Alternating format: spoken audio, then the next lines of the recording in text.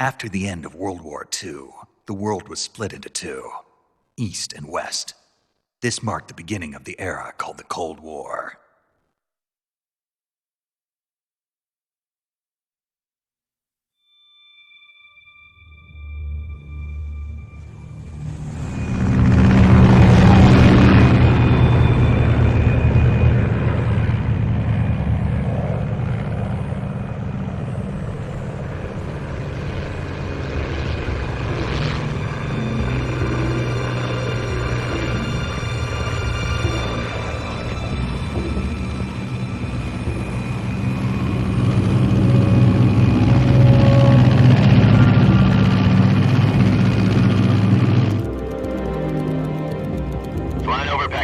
Altitude 30,000 feet. Approaching Soviet airspace. 20 minutes to drop off. Commencing internal depressurization. Equipment check. Arm main parachute. All right. You ready to go? Drop zone still showing a high pressure mass. Cav okay. Good. We've got high visibility.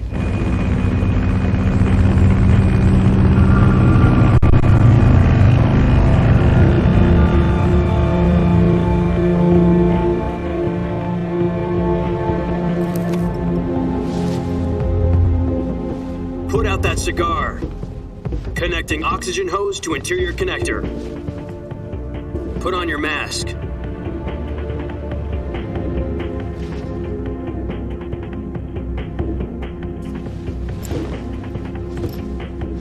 Does this panty waste know what he's doing? Approaching release point. 10 minutes to drop off. Hey, are you deaf? He said put out the cigar and put on your mask.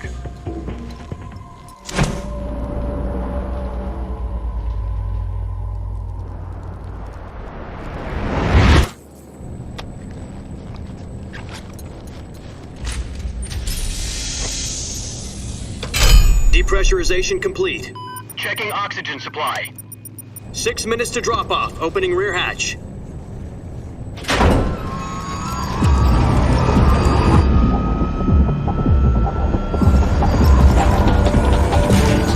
Sunrise.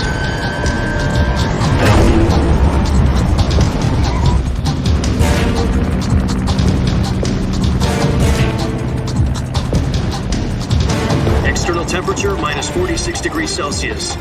2 minutes to drop off. Stand up. You'll be falling at 130 miles per hour. Try not to get frostbite from the wind chill. 1 minute to drop off. Move to the rear. Activate bailout model. This is one for the history books. The world's first halo jump. 10 seconds to drop off. Stand by. Status okay. All green. Prepare for drop off. Countdown. 5, 4, 3, 2, 1. Spread your wings And fly. God be with you.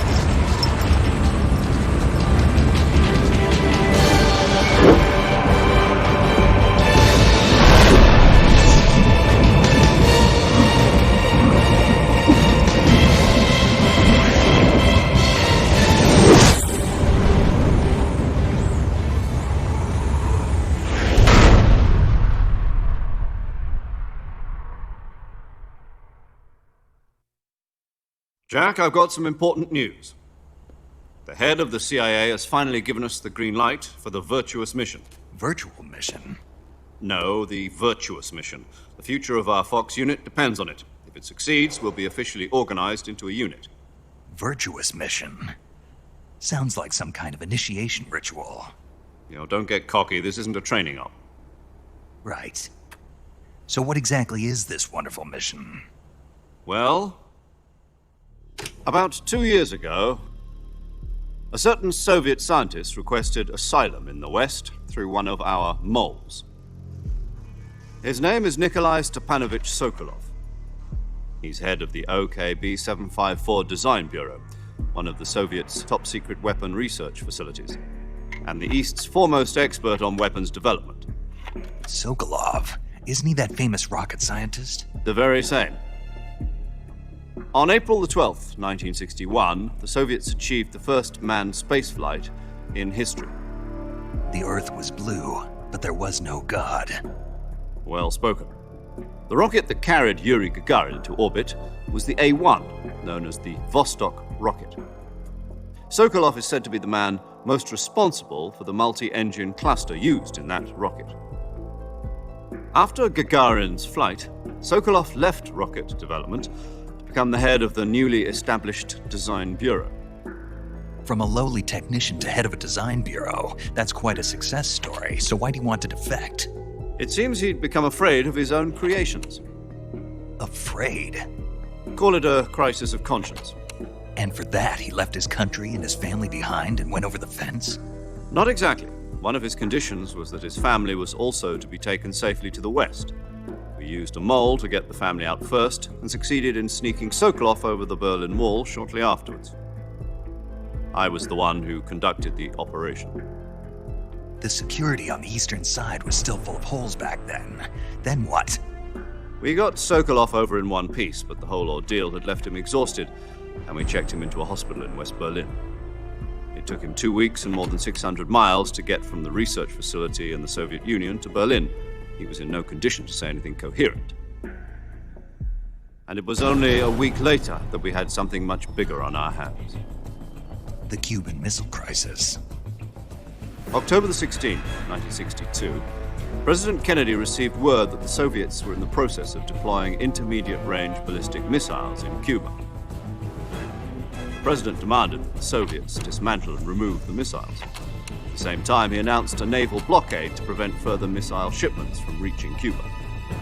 But the Soviets didn't back down, instead placing their armed forces on secondary alert. Soviet transport ships carrying missiles continued on course towards Cuba. US and Soviet forces went on alert for an all-out nuclear war. Frantic negotiations were conducted through the UN's Emergency Security Council and unofficial channels to end the hair-trigger standoff. Finally, on October the 28th, the Soviet Union agreed to remove its missiles from Cuba, and so the world avoided a nuclear holocaust. But in order to get the Soviets to pull their missiles out, we had to make a deal. You mean the one where the US agreed to remove its IRBMs from Turkey? No. The Jupiter IRBMs deployed in Turkey were obsolete, and we were going to get rid of them anyway. They had no strategic value whatsoever to either the US or the Russians. The Turkey deal was a ruse, a cover story that was fed to the other intelligence agencies around the world. So what did the Russians really want? Sokolov. They wanted us to return Sokolov. You mean the Soviets pulled out of Cuba just to get their hands on Sokolov? That's right. What the hell was he working on? At the time, we had no idea. We were running out of time. It was either give up Sokolov or risk full-scale nuclear war. In the end, we had no choice. President Kennedy gave in to Khrushchev's demand. The next day, I got Sokolov out of the hospital, handing him over to agents on the eastern side. Sokolov kept on screaming, "Save me," until he disappeared from my sight. Then a month ago, we received some new information from one of our moles. About Sokolov? Yes. He was taken back to the research facility and forced to continue working on the weapon in question under KGB supervision. What's more, it's on the verge of completion. So what kind of weapon is it? Something to do with space rockets? No, missiles. Same technology. I guess you're right. We don't know the details, but it appears to be a new kind of nuclear device. For half a year now, the Soviets have been conducting frequent nuclear tests at Semipalatinsk. Something to do with the weapon, I assume. We're talking about a secret weapon so big that Khrushchev was ready to pull out of Cuba to get it back. Is Sokolov still in the facility? No. According to our intelligence, he's in Selinoyarsk, a place in the mountains about 3 miles to the west that's known as the Virgin Cliffs. The Virgin Cliffs. Nice name for a virtuous mission.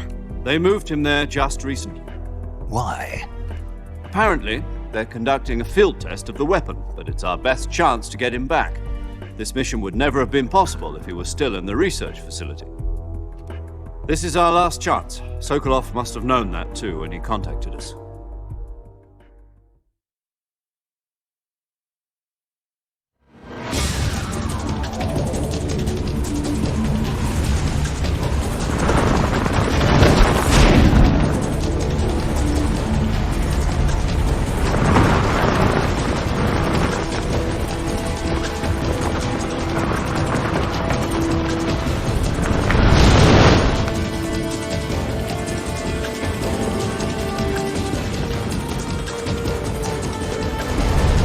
Listen up, Jack. Your mission is to infiltrate Selino-Yask in the Soviet mountains, ensure the safety of Sokolov, and bring him back to the West.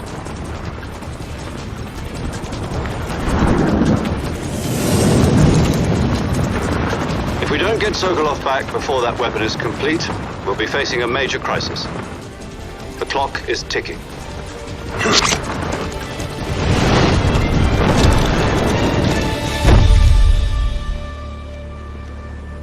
Once we've confirmed the rescue of Sokolov, stand by at the recovery point. A recovery balloon will be dropped at that point. Helium will be pumped into the balloon to inflate it. The process takes about 20 minutes. Once it's complete, the gunship's arm will latch onto the balloon and pull it up. The Fulton surface-to-air recovery system. I'm familiar with the theory. Take it easy. It's been combat-proven. Do you think Sokolov is up to it? The shock will be less than during a parachute jump, and the arm can handle up to 500 pounds. So you're planning on going over the border in a single combat Talon? She's equipped with two 6-barrel 20mm Vulcan cannons, as well as two 40mm machine guns. Sounds like she could hold her own against a battalion of tanks. Even with the fuel in the reserve tank, we're facing a 4-hour time limit. If all goes well, it shouldn't take more than a few hours. Home in time for dinner. But if anything goes wrong, you'll be eating dinner, breakfast, and all the rest of your meals in the jungle.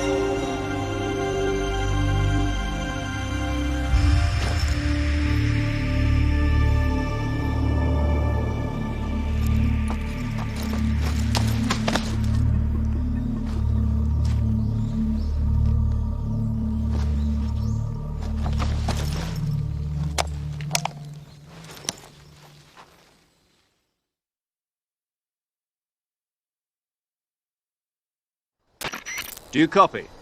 You're already in enemy territory, and somebody might be listening in. From here on out, we'll be using code names to refer to each other. Your code name for this mission will be Naked Snake. I'll be referring to you as Snake from now on. You're not to mention your real name. Snake? What, you don't like snakes? What do you mean? You've eaten one before, haven't you? In survival training. I'm glad to hear that.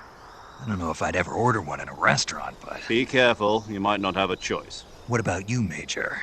What should I call you? Let's see. I'll be Tom. Call me Major Tom.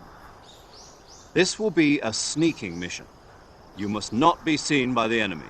You must leave no trace of your presence. Is that clear? This kind of infiltration is the Fox unit's speciality. In other words, weapons and equipment are procured on site. That goes for food as well. You're completely naked, just as your name implies. Great. Now I see why you asked me if I like snakes. I suppose calling me Snake was your idea of a joke, too. No. There's a good reason for that. I'll tell you later when the time is right. Gotcha.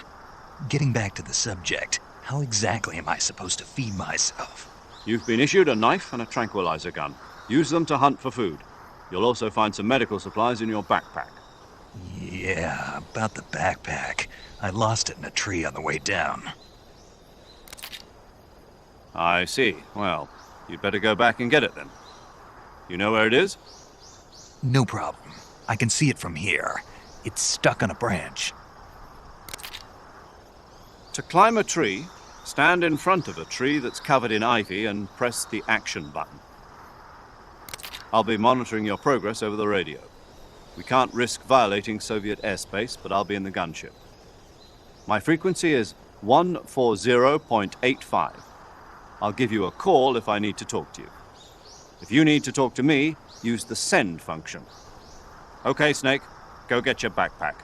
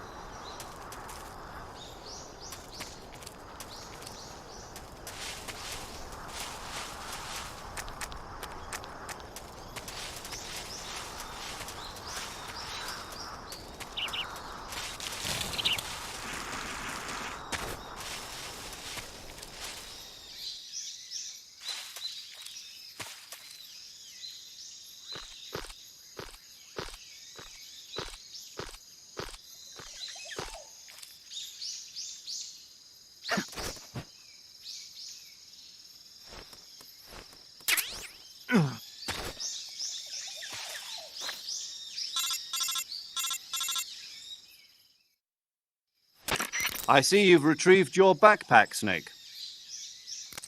To equip a weapon, it's necessary to take it out of your backpack. In the survival viewer, choose Weapon from the backpack. The weapons you're currently holding will be displayed on the touchscreen. Choose the weapon you want to swap out, then press the Enter button. Next, you'll see a list of all the available weapons in your possession. Select the weapon you want to use and press the Enter button to take it out of your pack. For other equipped items, just do the same thing from Item. Got it. Use the survival viewer backpack. Yep, that's right. Survival is fundamental to this mission. After you've been out in the field for a while, your stamina will start to drop. If your stamina gets too low, it'll affect your performance. You won't be able to shoot accurately, for example, and your wounds won't heal as smoothly. Keep an eye on your stamina so you don't run out. To recover lost stamina, you can hunt for local flora and fauna. You can use either your tranquilizer gun or your knife to hunt. My only weapon is a Mark 22 Hush Puppy tranquilizer gun? That's right. It's been fitted with its own suppressor. However, the suppressor will deteriorate every time you fire. Once its durability reaches 0, the noise suppression effect will be gone. So don't get too trigger-happy with it. The suppressor's durability is shown in the icon. Any weapons and equipment beyond what you're carrying now, you'll have to find as you go. I have to find my own weapons and equipment? Whose crazy idea was this anyway? Solo covert actions are standard Fox operating procedure. You can't leave any traces of your presence. No weapons, equipment, footprints, sweat, or bodily waste. The same goes for bullets and cartridges, too. Your presence in enemy territory is already a violation of international conventions of warfare. There aren't supposed to be any American soldiers in Russia. It could spark an international incident. You can't let anyone see you. You can't let the enemy know you're there. This is a stealth mission. You're a ghost, Snake, in every sense of the word. And there'll be no rescue if you're captured. The military and US government will deny any involvement in the affair. Then I'll just have to take care of myself, huh? I'm afraid so. You've been given a fake death pill for that purpose. SIS guidelines stipulate that soldiers on covert ops like this one be issued a potassium cyanide capsule. Tape it to your body so you can take it when you need to. How generous of you. Use it if you're taken prisoner by the enemy. It'll send you into a state of false death for a short time. Fooling them into thinking that I'm really dead. So how do I come back to life? Just take the revival pill. You mean that thing they put in my tooth before the mission? That's the one. But be careful. If you remain in a state of false death for too long, nothing will be able to bring you back. Remember that. I'll keep it in mind. You said this was a solo mission, right? Right. I guess that means I can't count on any reinforcements. Correct. The mission rests entirely in your hands. A real one-man army. Relax. There's a support team ready to back you up over the radio. Who? I'll introduce them to you. This time, Survival is of utmost importance. The first member of the support team will be in charge of monitoring your physical condition, acting as a medic, so to speak, as well as recording your mission data. She's a member of Fox as well, and she's here on the gunship with me. She? Hello, Snake. I'm Paramedic. Nice to meet you. Paramedic. As in a medic who comes in by parachute. Aren't you going to tell me your real name? Are you going to tell me yours, Mr. Snake? My name, huh? It's John Doe. And they call you Jack for short. You're a regular Captain Nemo. A name means nothing on the battlefield. After a week, no one has a name. What's your name? Jane Doe. Very funny. I wasn't joking, but I'll tell you my name only if you manage to make it back alive. My frequency is 145.73. She's also in charge of recording your mission data. Whenever you want to save, send a message over the reserved save frequency, 140.96. So saving lets me record my mission data. That's right. It also records the state of your health. Good to know. There's one more person I want to introduce you to, Snake. Huh? Speaking of snakes, you remember the boss, don't you? A legendary soldier and your mentor. Actually, it was the boss that got the DCI's authorization in the first place. She's going to be serving as Fox's mission advisor. The boss is? She also helped me plan this mission. She and I were at SAS together. Jack, is that you? How many years has it been? Boss? That's right. It's me. Oh. Talk to me. Let me hear your voice. It's been 5 years, 72 days, and 18 hours. You've lost weight. You can tell just by the sound of my voice. Of course I can. I know all about you. Really? Well, I don't know anything about you. What's that supposed to mean? Why'd you disappear on me all of a sudden? I was on a top-secret mission. You didn't need me anymore. But there were still so many things I wanted you to teach me. No, I taught you everything you needed to know about fighting techniques. I taught you all I could. The rest you needed to learn on your own. Techniques, sure. But what about how to think like a soldier? How to think like a soldier? I can't teach you that. A soldier needs to be strong in spirit, body, and technique. And the only thing you can learn from someone else is technique. In fact, technique doesn't even matter. What's most important is spirit. Spirit and body are like two sides of a single coin. They're the same thing. I can't teach you how to think. You'll just have to figure it out for yourself. Listen to me, Jack. Just because soldiers are on the same side right now doesn't mean they always will be. Having personal feelings about your comrades is one of the worst sins you can commit. Politics determine who you face on the battlefield. And politics are a living thing. They change along with the times. Yesterday's good might be tomorrow's evil. Is that why you abandoned me? No, it had nothing to do with you. I already told you, Jack. I was on a top-secret mission. A soldier has to follow whatever orders he's given. It's not his place to question why. But you're looking for a reason to fight. You're a natural-born fighter, but you're not quite a soldier. A soldier is a political tool, nothing more. That's doubly true if he's a career soldier. Right and wrong have no place in his mission. He has no enemies and no friends. Only the mission. You follow the orders you're given. That's what being a soldier is. I do whatever I have to get the job done.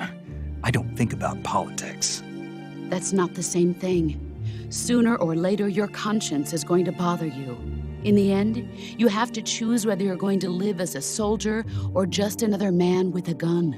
There's a saying in the Orient, loyalty to the end. Do you know what it means? Being patriotic. It means devoting yourself to your country. I follow the president and the top brass. I'm ready to die for them if necessary. The president and the top brass won't be there forever. Once their terms are up, others will take their place. I follow the will of the leader, no matter who's in charge. People aren't the ones who dictate the missions. Then who does? The times. People's values change over time, and so do the leaders of a country. So there's no such thing as an enemy in absolute terms. The enemies we fight are only enemies in relative terms, constantly changing with the times. As long as we have loyalty to the end, there's no point in believing in anything, even in those we love. And that's the way a soldier's supposed to think? The only thing we can believe in with absolute certainty is the mission, Jack. All right, but do me a favor. What is it? Call me Snake. Snake. Oh, right. Your code name is Snake. It suits you well. That's right. The legendary unit that the boss put together during World War II was a snake. The Cobra unit, a group of heroes that brought the war to an end and saved the world. As long as you've got a legendary hero backing you up, you'll be fine. Isn't that right, Snake? Yeah, I can't think of anyone else I'd rather have with me. Oh, and one more thing, boss. Yes? It's good to hear your voice again. Same here. After all, who knows if either of us will make it out alive? Snake, you are always best at urban warfare and infiltrating buildings. But this is the jungle. Survival is going to be key. Those CQC techniques I taught you are sure to come in handy. CQC? Close quarters combat, huh? I've been in the Green Berets for the past few years. I'm probably pretty rusty. Not to worry. I'll be here to help you remember. After all, this is your first actual survival mission. I'll be supporting you over the radio. Where are you, boss? Next to the Major? The boss is communicating with us by radio from aboard a Permit-class submarine in the Arctic Ocean. My frequency is 141.80. Call me if you need my advice on battle techniques. Gotcha. Your mission is to retrieve Dr. Sokolov. Dr. Sokolov is being held in an abandoned factory located to the north of your current position. Avoid heavy combat and don't let anyone see you. Don't forget that this is a stealth mission.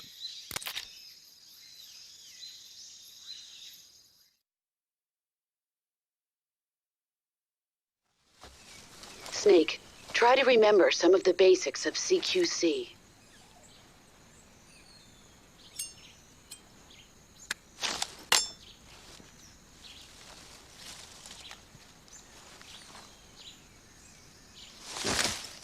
Commencing virtuous mission now.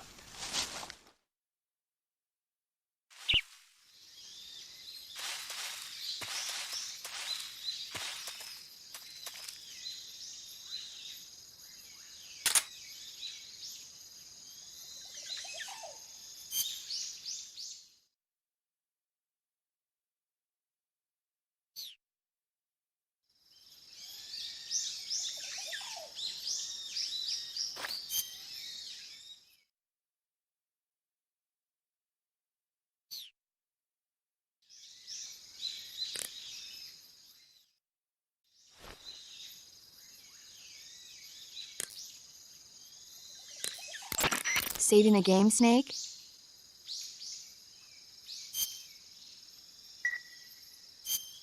Hey, Snake, you ever heard of Godzilla, King of Monsters? No, what is it? It's a movie. You haven't seen it? Nope.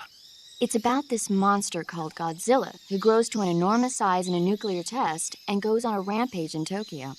Nuclear test, huh? Then the Marshall Islands must be crawling with giant monsters right about now. It's just make-believe. Maybe that's why my pants have been so tight lately. Snake, it's a movie, not a report out of Los Alamos. I know. So then what happened? Godzilla is immune to all weapons, and humanity has no way to stop the monster. Dr. Shirazawa develops a new type of weapon, but meanwhile, Godzilla is getting closer and closer to Tokyo, obliterating everything in its path. It was originally a Japanese movie, but they made an American version, too. I recommend seeing the original Japanese one if you ever get the chance. It's mostly mindless fun, but it's also got a serious anti-nuke message as well. Where can I see the original? You'll just have to go to Japan. Really? That's too bad. Well, if you wait 40 years, you might be able to see it in America, too. Why's that? 2004 will be Godzilla's 50th birthday. You think they're still going to be making Godzilla movies then? Of course! Everybody loves Godzilla. You sure know a lot about movies. I don't suppose you're the movie-watching type, are you? Not really. Okay, then I'll tell you everything I know. When the going gets tough, movies can save your life. It's always good to be able to look at things from a different perspective when you get in a jam. That's the magic of movies. No kidding. Well, I guess it might at least make a nice distraction. That's the spirit, Snake. Have a little fun.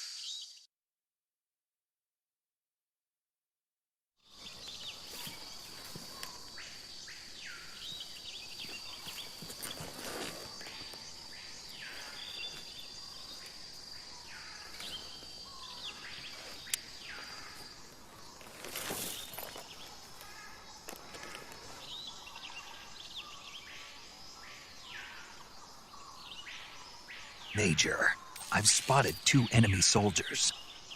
They're probably KGB troops sent to guard Sokolov.